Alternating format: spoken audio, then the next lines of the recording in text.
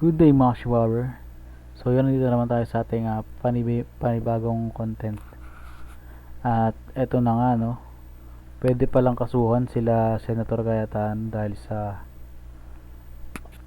obstruction of justice, dahil sa pagprotekta nila kay Senator Bato de la Rosa, na ngayon nga is meron ng warrant of arrest ng ICC na sinasabi nila sa Senado.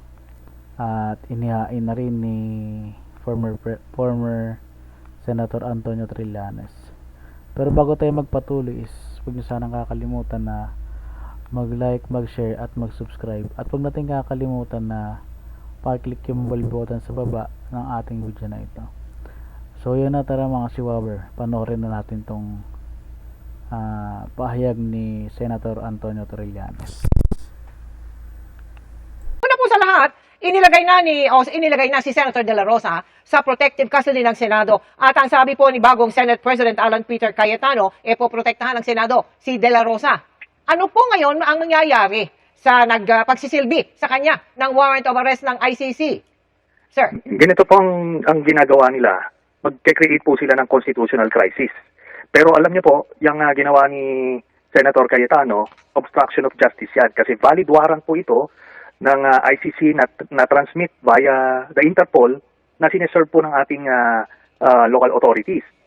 At meron po tayong batas, yung Republic Act 9851 na nakalagay po doon na kapag may isang akusado na iniimbestigahan ng International Tribunal sa mga kasong crimes against humanity, genocide at iba pa, ay ang otoridad ay maaring isurrender ito doon sa international court na yon. Nakalagay po yan sa batas, napakaliwanag po yan. Valid yan, hindi yan na-declare na unconstitutional o illegal.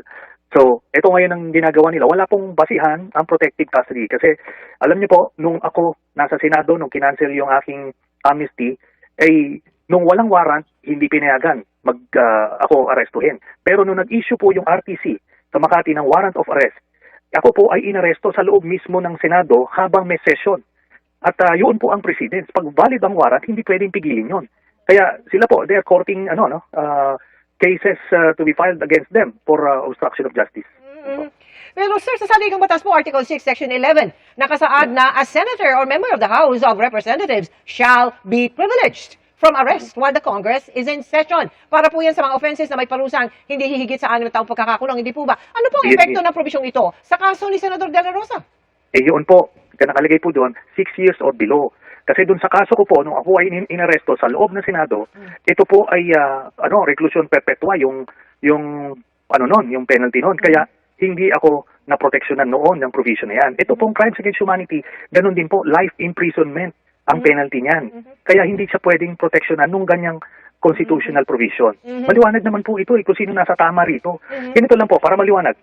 Ito pong si Bato de la Rosa, ngayon ay nagpapa-victim siya na mode. Pero kung tatandaan po natin, kay siga-siga nitong mamang ito, libu-libong Pilipino yung pinapatay, tapos naghahamot na sasama daw sa ICC. Ngayon kung ano-ano ang ginagawa para iwasan yung pag-serve ng hustisya. Pinakita po kanina dyan sa sesyon ng Senado yung video ng paghabol kay De La Rosa ng mga NBI agents sa loob ng Senado. Ang sabi ni De La Rosa ay kasama raw ho kayo doon Ano ho ba talaga yung nangyari nung mga oras na iyon? Wala po ako doon physically, pero sana nga nandoon ako para na-wrestling ko tong mamang ito nadala na sa kotse ng NBI. At kasi nahihiya pa sila Nahihiya pa ho yung mga ibang ahente. Binuli niya, sinigaan niya. O tapos nung nakalusot siya, takbo siya. Hindi pa pwedeng ganyan.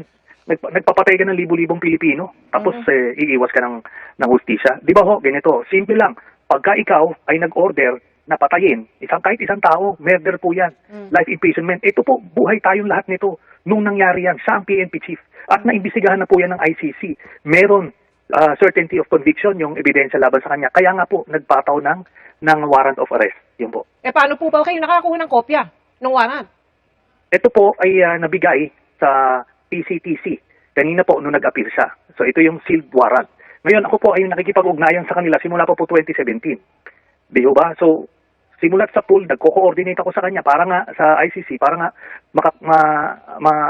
makakuha ng hustisya yung mga pamilya ng mga nangamatay nung sa EJK no panahon ni Duterte. So hindi ko po binibitawan itong kasong ito until mapanagot natin yung mga may pagkakasala dito. O so ibig sabihin, Ibig sabihin po ba niyan, ano ha? Kayo'y nandiyan dyan bilang tugon doon sa sinabi noon ni De La Rosa, no? Go ahead, make my day. Yun lang po Yes. ba? But really, you have no, how would you call it? You have no participation in all of Yes. this. Wala? Am I correct, sir? Ganito po. Maliwanag po yung hamon niya. Nasamahan ko pa raw yung mag-aaresto sa kanya. Ganun lang po yung kasimple. Kaya ako nandito. Eh di, ano pa kung pinag-uusapan doon? Aha. Di ho ba? Oh, at malinaw din na yung NBI naghabulan pa para lang mag-serve ng warrant of arrest na hawak din ninyo. I mean, you have a copy of the warrant of arrest. Am I correct? May hawak po yung NBI. Pinakita Yes. ko lang po sa media. Yes. Yung para imbis na sila po yung harap. Ako na po. So yun lang po yun. So yun no mga Chihuahua, atin naman napanood at napakinggan yung mga sinabi ni former Senator Antonio Trillanes sa maaaring mangyari kapag protektahan nila si Senator Bato de la Rosa, lalo na si ngayon is Senate President na siya ng Senado. Ayon sa saligang batas is maaaring magkaroon sila ng kaso dito sa pagpoprotekta kay Senator Bato de la Rosa. At yun lang mga ka-Chihuahua, hanggang dito lang ang content natin. Sana'y nagustuhan nyo ang ating content, at kung nagustuhan nyo naman ito is paki-like, paki-share na rin ng ating video na ito para maraming makapanood ng ating mga kababayan at makasaksi ng mga nangyayari sa ating gobyerno. So yun lang, maraming salamat mga ka-Chihuahua.